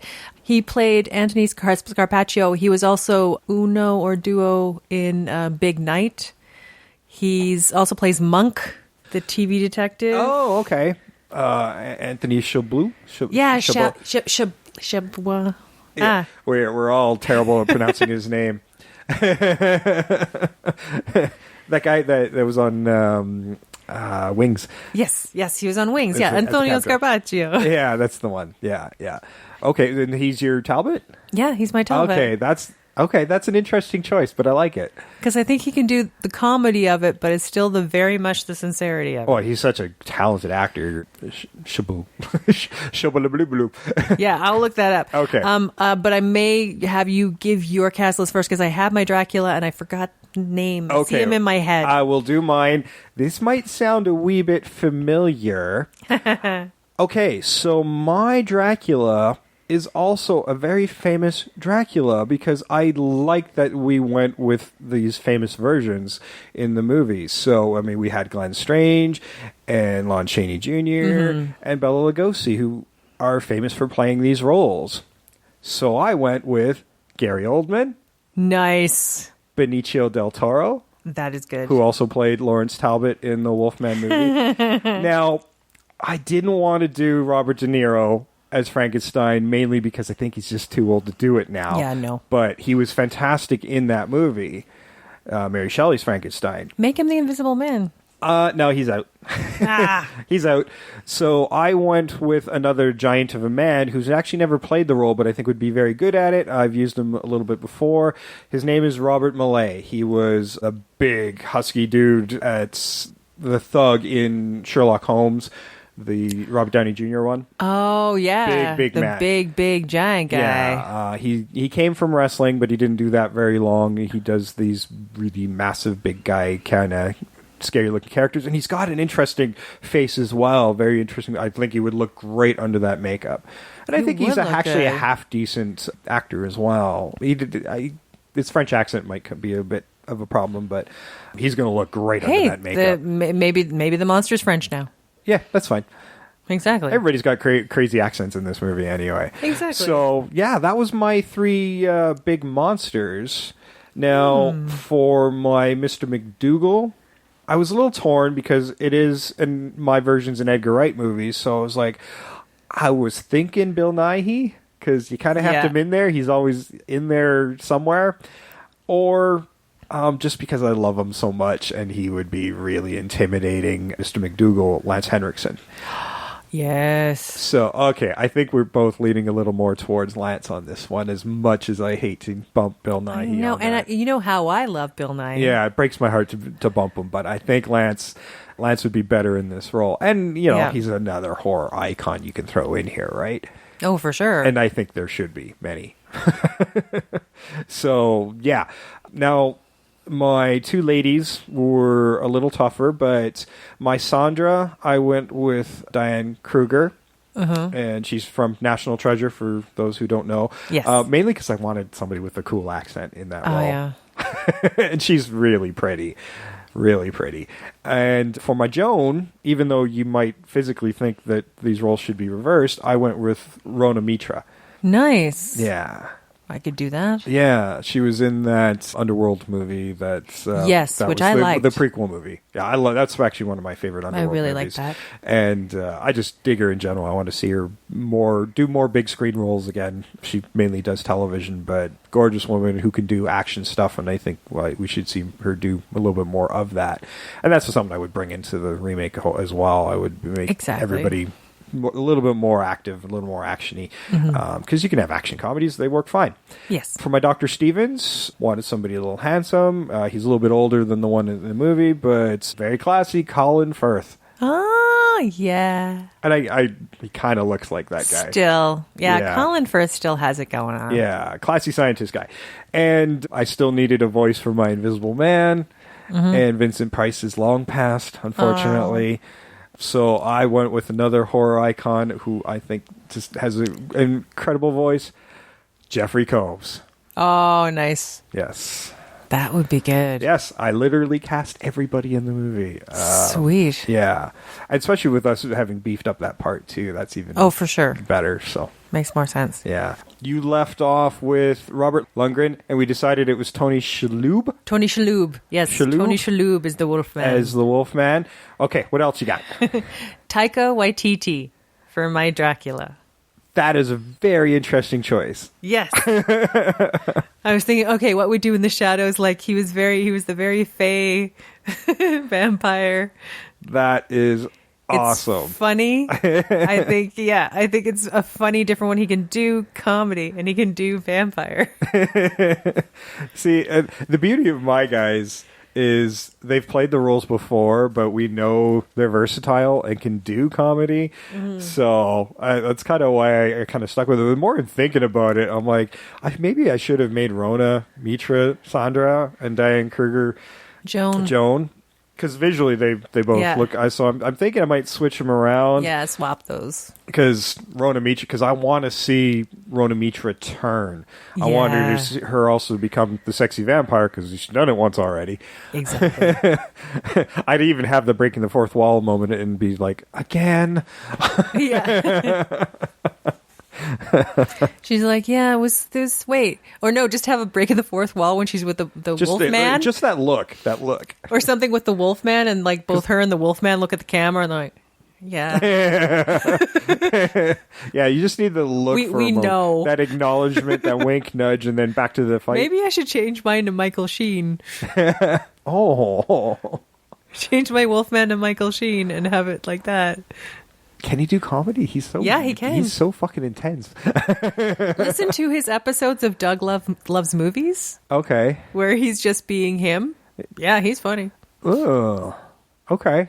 I'm totally on board because I think that's great. And some little nods to Underworld with our versions now. Oh yeah, yes. Okay, yeah, I've totally changed my mind. Yeah, except ours is better because that franchise I'll has gone make downhill. Tony Shalhoub McDougal.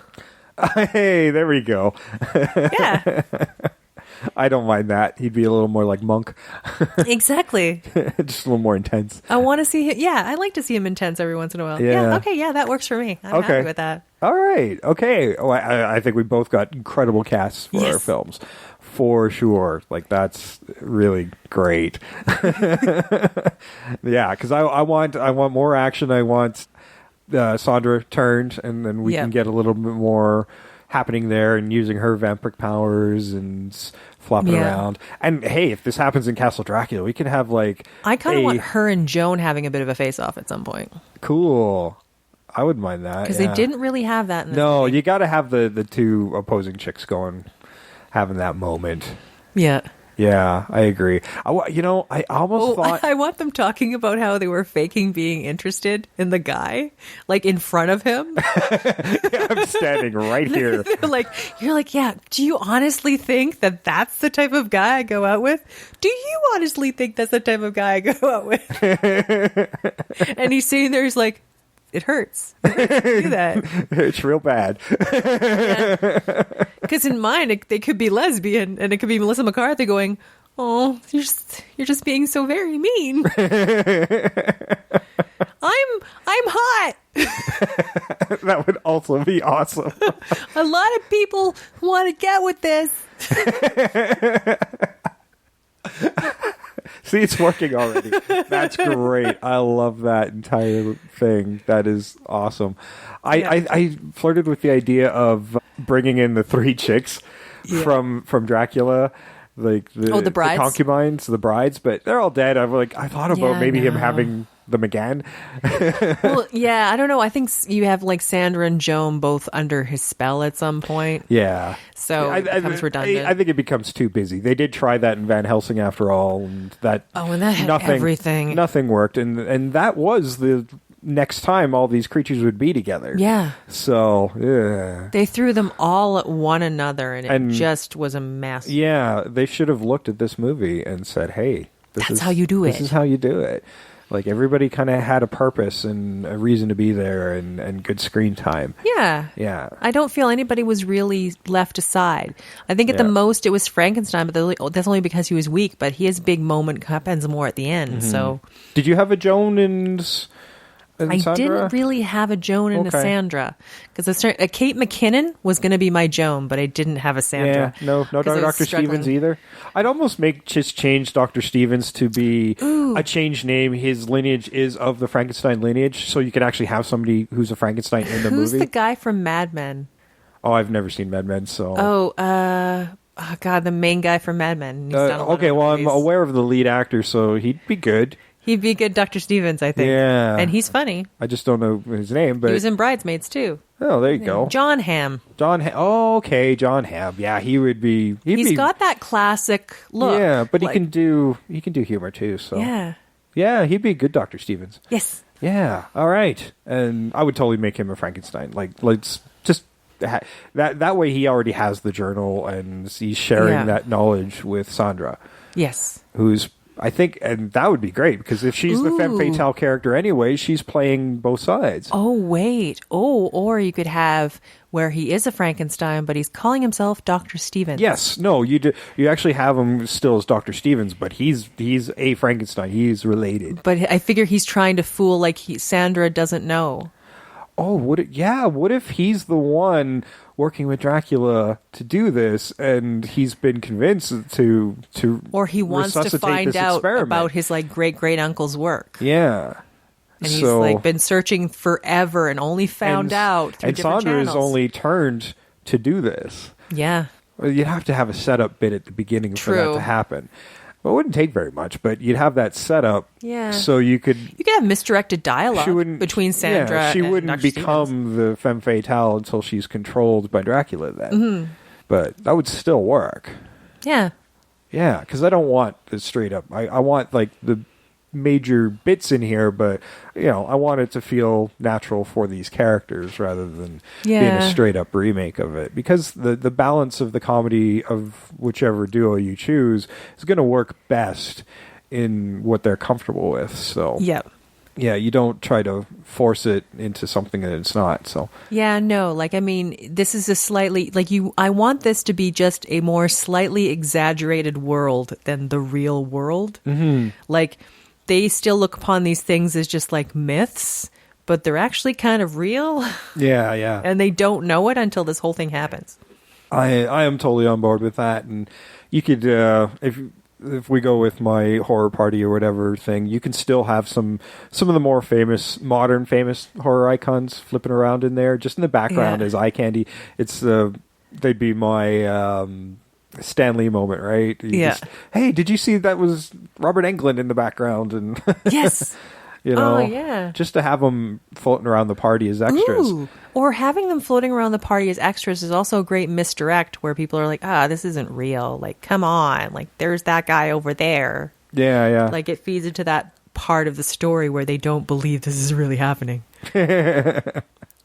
Yeah, exactly. I'm like, oh, come on, we're not in, that's Freddy Krueger over there. Like, really? Yeah. Really?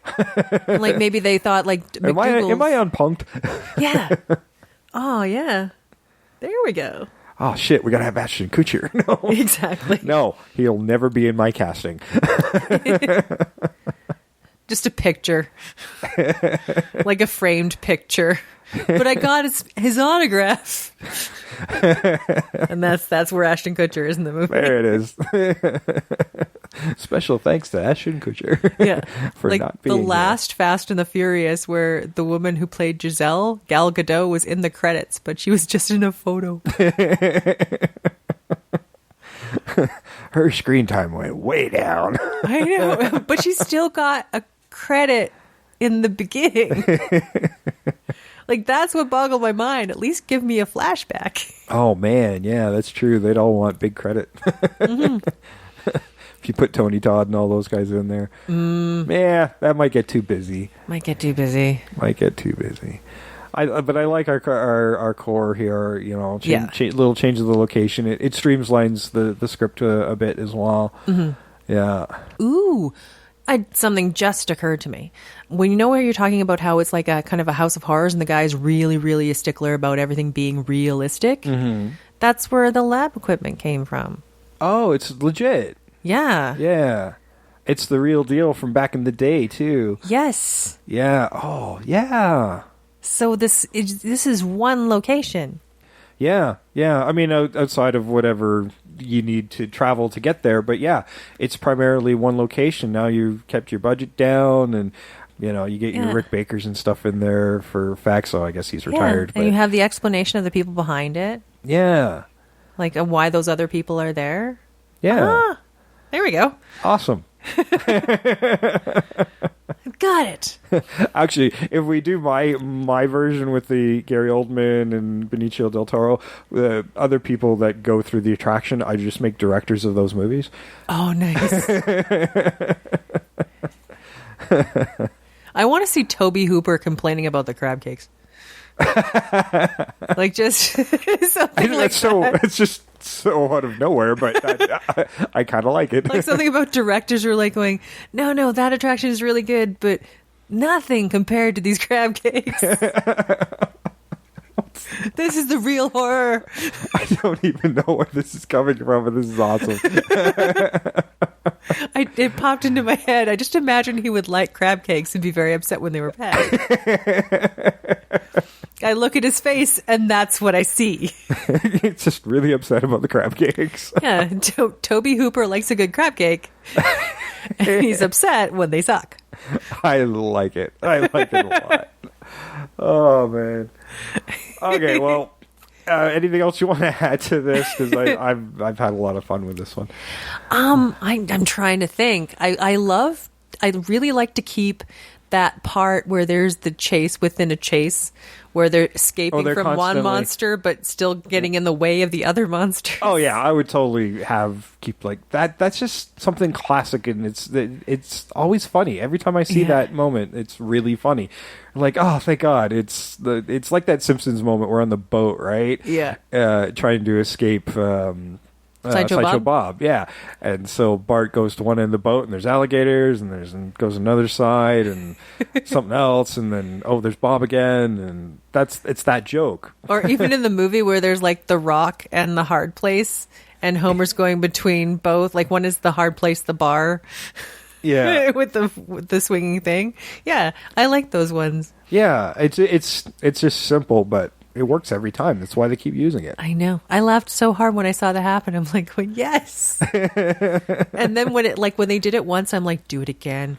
Do it again. By the third time, I actually want him to do the Simpsons breaking the wall moment, looking at the camera going, all right. Yeah. Wait, we were here last time. Okay. And we're out. All ass. For sure. Yeah, no, definitely got to keep that in there. Yeah, totally. And I don't mind the bit where, remember the revolving, this was earlier when they just got to the castle with the revolving door, where every time one of them goes behind, both Dracula and the monster are on the other side flipping around. Yeah, another classic kind of, I'd keep a couple of those classic Abbott Costello jokes. Yeah. But, you don't want to get too heavy into that, but... Yeah, that one's another classic bit. They use that one, I think, in Hold the Ghost as well, with the revolving fireplace. This was more of a revolving hidden door. But, that's still kind of funny. There's something classic about it, but it's very charming humor. And I also I love revolving doors, like revolving walls. Yeah. And I think in this attraction, they would have that. And I think that would, because you're trying to scare, so you'd have something hidden in there. But I would like the fact that they're not quite noticing what's going on like they do in the movie. Mm-hmm. And say you got a much faster Wolfman or something chasing, and then as the wall turns, it hits the other side and it's scraping, create those moments of actual peril that is unknown to our heroes. Oh yeah, when they're scratching is like going, do you think there's rats in here? Yeah. And that's what they're scared of? Yeah, because not a giant that's Wolfman. I don't want it to look that deliberate, clumsy bit, and you can certainly have those moments where creatures get stuck or whatever, but they got to look far more vicious. I want them to look a little more, a lot more modern, so you have those more modern effects. Yeah. And so I still want them to look horrific, but, that's the great thing. It blended those characters as they were in with the comedy of Abbott and Costello, so I want to see our modern takes on these characters blended into the comedy of Melissa McCarthy or Pagan Frost. Which brings me to my final question. End of the movie, monsters dead or alive? Well, but the old rule was they die at the end of every movie, but it's became the horror cliche in pretty much all of the horror movies, the apparent death, but they're really not. So... yeah, I think you still have to do it. It's a bit of a nod to the old days. True. You could, I mean, obviously Invisible Man's going to stick around, and maybe that's a post-credit scene after he scares our heroes. You could have him maybe finding the corpses, and he's going to be the setup for the next thing. Yeah. So. Or he brings, because I want my moment. I think in this movie, I don't know if you're going to see Frankenstein being his very erudite self. I want that to be the post credits. So maybe perhaps the Invisible Man actually just charges him up again, and Frankenstein wakes up and says, hello, how are you doing? Like he just says darling, and like in the way like in the old days guys would still say hello darling, how are you? He's like, oh, I'm great darling, it's great. It's just I feel true. spiffy. We gotta get because in his weakened state, I guess we can kind of keep him a little more monstrous because he's kind of under the control of Dracula at that point. But once he gets fully up and running, yeah. But so at that point, it doesn't make much sense unless he thinks our heroic duo, which whoever we went with, is also in league with Dracula to control him. So there's got to be some manipulation in that regard, that Frankenstein Monster thinks that these guys or girls have something to do with his captivity. Well, see, I figured either that or it's just his survival. See, your brain's not going in my head. I want to live. But I sort of thought of it like we don't know he's that intelligent monster until that end part where he's brought back. So he's still sort of beast-like and doesn't know any better until then. Okay, yeah. He's what they think Frankenstein is, but what he really is the novelization Frankenstein. Yeah. Which we don't get until like the very, very end. Man, yeah, you wake him up and fully charge him up, and he's like, "Whoa, what a bender!" Yeah, he's like, "Oh, I feel so bad." Oh man, did I get into another fire? God, he's like, "What do I smell?" Oh, that's me. That's me. Now the familiar stench of rotting, burnt flesh. Not again. Nice. He's like, this happens every time. You know what? I need one of those portable chargers. Like, yeah. And then the Invisible Man gives him like, oh, it's like the 2000s. This is the best thing for you, and it's like a portable phone charger. And you can actually have McDougal jacked it up. Do we actually have McDougal turn into a werewolf and attack the other duo, or do we like cut that afterwards and he turns into a werewolf? Gosh. I'm wondering if, maybe it cuts to afterwards. Maybe the transformation takes time to take place. Like they're gone, but then he turns into a werewolf. Yeah. That one of those, the end question mark. It's one of those, question mark. He's like going, next year's going to be even better. Like something like. Oh, yeah. Yeah. And so you got a multiple, because, we now live in post-credit scenes, so now you can have a bunch of little stings in there. Nice. There we go. All right. Well, we got a great, fun movie that I actually really want to see happen. Hollywood, if you're going to remake an episode of ours, this is the one to do it with. Oh, for sure. I think there's money here. Oh, somewhere. my God, yeah. Yeah. And I'm sure there's a bunch of these actors, too, who are like, I need a really good comedy role. Like, some of these guys, they might be bored at what they're doing. Let's give them a chance. Let's make them do some stuff. Yeah. So I wonder if our audience thinks they can cast this better than we can. What are the best comedy duos that would be able to do this monster movie? In fact, what are your monsters? Do you think you're smarter than us? We know you're smart asses. If you prove it to us, you can prove it to us over on Twitter at Invasion Remake, Invasion of the Remake on Facebook, and of course Invasion of the Remake at gmail.com. Yes. Yeah, tell us if you think you know better than us. Or maybe even have like a better sort of conceit for how this all comes together. Yeah, like I'll totally read that out on the air. I mean, if you did it in 140 characters, it's going to be really short. But yeah, you can totally email to us, Facebook. You can do it long form there. If you like this episode, share it. If you like any of our episodes, all of our episodes, share it all out with your friends. Tell everybody about the podcast. If you see our posts on our social media, please like it, heart it, retweet it. and share it out. It doesn't do us as much good just liking it. We appreciate the likes, but share it out for the rest of the world as well, because it gets more earballs on it. That's right. More earballs. You almost forgot your line. I almost forgot my line. I know, I did. I'm like, what's happening? More earballs on the show. You can also help us out. I'm sorry, my charges are down. Okay, well. I can't think that straight. We'll get the electrodes on your neck, and I'll charge you up before you go. I got some jumper cables, so good. We're good. Now, you can also help us out on iTunes. If you go to iTunes, leave us a short review. Leave us a 5-star rating. 5 stars. Awesome. This really helps out, especially on iTunes. It helps with out getting, again, more earballs on the show. The more of those we get, the more likely we'll get featured on one of their pages. That really helps us out a lot. So your reviews matter, your ratings matter. Without you, we are nothing. We're nothing. We're nothing. And we don't want to be like your hipster special secret. We want to be hoard out to everybody. Just FYI. That's right. That's right. We don't care. Yeah. I don't know. I think I turned off the hipsters a long time ago. Well, we lost Jeff. Yeah, that's true. We did lose Jeff. He was our only hipster contact. That's right. He's the only thing that kept the hipsters here. And now they're gone. They left before it was cool to leave. Yeah, when I said it was I hate hipsters. That's when Jeff left. It all comes together now. All with your damn coffees and your tiny little beards and and your record players when you don't need them.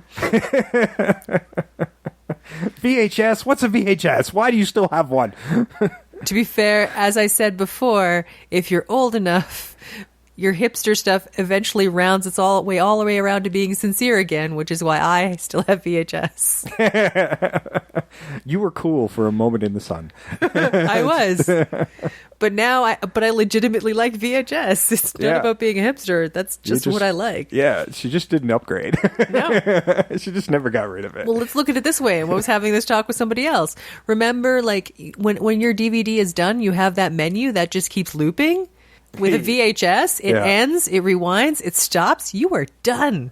Yeah, that's right. It did feel more like an accomplishment at that point. Yeah, and if you fall asleep, everything's off. Yeah. A DVD just keeps looping in the background. Yeah, it does. That menu is always a lot louder than the movie itself, so if you fall asleep during the movie, it just wakes you right up. Exactly. VHS takes care of itself. It takes care of you. Oh my gosh. I've never quite heard it put so elegantly. Oh, if only I could meet a woman like that. Oh my god. I don't know. Well, that was Abbott Costello meet Frankenstein and whatever we called our remake. This big scary castle. The thing that it came from the scary castle. You know, the big scary castle, the one on the Rock Island. You know the one. Yeah. Yeah. It was the first. It was the first one on the left. No, not the last one. The first one. First one on the left. First one on the left. No, your other left. No, your other left. It's the longest title ever. Yeah, it just doesn't stop. Like, I'll just go in the movie so I don't have to look at the title anymore. Yeah. And then the title crawl comes around and it's already an hour and a half. Exactly. See, we don't have as much script as we'd like in here. Plus, we figure if you're paying for like maybe a 2-hour movie, 20 minutes is going to be title. It's a Star Wars crawl. Yeah. Oh, yes. Let's do that. We'll do the Star Wars crawl with the title. Well, Sam's not here. He's having turkey. Yes. So, yeah, screw him. I know. Oh well, we can get our own turkey and stuff. Hopefully he'll be here next week. I know he's got a moving day coming as well, so he might be absent again, but then again I might be too because he'll probably want me to help. Yes. So, yeah. I'm so far ahead nobody will notice we're missing. Exactly. It'll be like nothing ever happened. I'll just come to your house and sit alone. What do I do with this? How do I turn this on? What's happening? What's going on? Yeah, that's going to be the entire podcast. Can you hear me? What's going on? I see beeps. What's happening? I'm missing a cable. What's going on? What's going on? Yeah. So look forward to that stellar episode coming to Invasion of the Remake. It's going to be so meta. All right, well, for Sam, he's out of here. I'm Jason. I'm Trish. And guess what? We're also out of here. Have a happy Halloween. We're not done with horror yet, so you might see a little bit more in November. We're out. Au revoir.